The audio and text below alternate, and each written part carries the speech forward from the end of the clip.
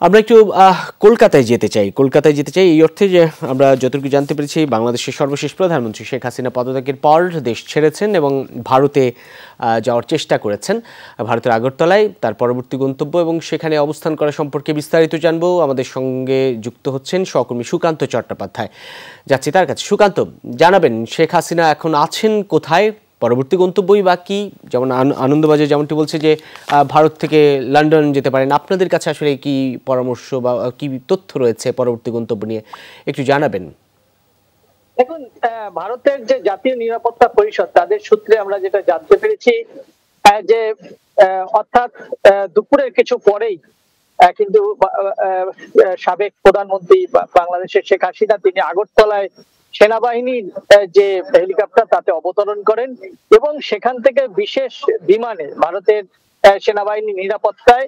তিনি একটি বিশেষ বিমানে দিল্লি যাবেন এবং সেখান থেকেই কিন্তু তিনি লন্ডনের উদ্দেশ্যে রওনা দেবেন, এমনটাই কিন্তু আমরা তথ্য পেয়েছি। ইতিমধ্যেই তার দিল্লি পৌঁছানোর বিষয় নিয়েও কিন্তু অনেক জল্পনা রয়েছে, কিন্তু এতটাই ভারত সরকার তার নিরাপত্তার ব্যবস্থা করেছে নিচ্ছিদ্র, যেখানে সাধারণ যাত্রীদের মোবাইল নিয়ে এয়ারপোর্টে প্রবেশ করতে কিন্তু বাধা দান করেছেন এবং তাদের মোবাইল জমা রেখেছেন, যেটা আগরতলার ঘটনা। একই ঘটনা কিন্তু দিল্লির ক্ষেত্রেও কিন্তু সেরকম নিরাপত্তা, কঠোর নিরাপত্তা, তাকে আলাদা ওয়েতে তার যে ফ্লাইট সেটাকে অবতরণ করানো হবে, এমনটা কিন্তু আমরা জানতে পেরেছি। ইতিমধ্যেই বাংলাদেশের এই উদ্বুদ্ধ পরিস্থিতি নিয়ে যারা বাংলাদেশ থেকে বিভিন্ন কাজে, ব্যবসা কাজে, চিকিৎসার কাজে ভারতে এসেছেন, তারা কিন্তু বিভিন্ন যে সীমান্তে তারা আটকে পড়ে আছেন, তারা একটা উৎকণ্ঠার মধ্যে রয়েছেন কতক্ষণে তারা দেশে ফিরবেন, তাদের পরিবার পরিজন কেমন আছেন এবং তারা আদৌ দেশে ফিরতে পারবেন কিনা সে বিষয় নিয়েও কিন্তু ইতিমধ্যেই অনিশ্চয়তা দেখা দিয়েছে। ভারত সরকারের তরফ থেকে ইতিমধ্যেই দুপুর 3টে নাগাদ কিন্তু বিএসএফ এর সাউথ বেঙ্গল ডিজি তিনি কিন্তু একটি জরুরি বৈঠকে বসেন এবং বাংলাদেশ সীমান্তবর্তী যে সমস্ত যে বর্ডার গুলো রয়েছে ভারতের, পশ্চিমবঙ্গ, আসাম,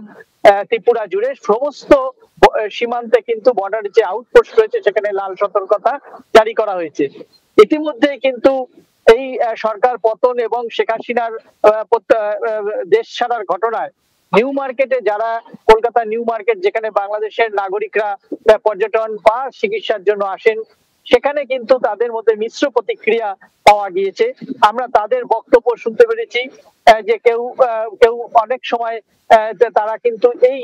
সরকারের নানা রকম সমালোচনা যেমন করেছেন, তেমন কিন্তু জাতির পিতা বঙ্গবন্ধু শেখ মুজিবুর রহমান এটাও কিন্তু মেনে নিতে